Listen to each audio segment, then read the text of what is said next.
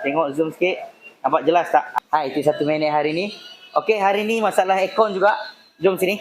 Masalah aircon Nissan Almera. Okey, apa jadi kat Nissan Almera ni?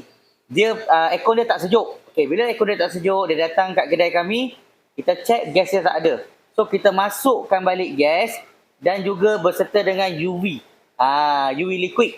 Okey, bukan apa, sebab kita syak dia punya sistem ni ada bocor. Tapi bila kita cek di bahagian depan semua cantik, tak ada masalah.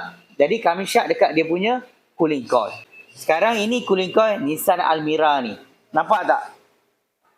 Zoom sikit, nampak okey tak? Okey, tapi ada yang anda tak nampak. Jom tengok betul-betul. Tengok zoom sikit.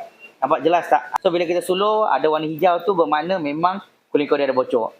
Jadi kita suggest kat owner, kita bagi tahu cooling coil dia bocor, memang kena tukar cooling coil yang baru. So sekarang kita dah tukar cooling coil baru. Sekarang suhu dia dapat 4 darjah Celsius. Memang sangat sejuk lah. So kalau kereta siapa ada masalah aircon tak settle, boleh bawa datang ke Fizi Motorsport Sunway Pro. Kami cuba bantu anda. Sebab hari ni settle.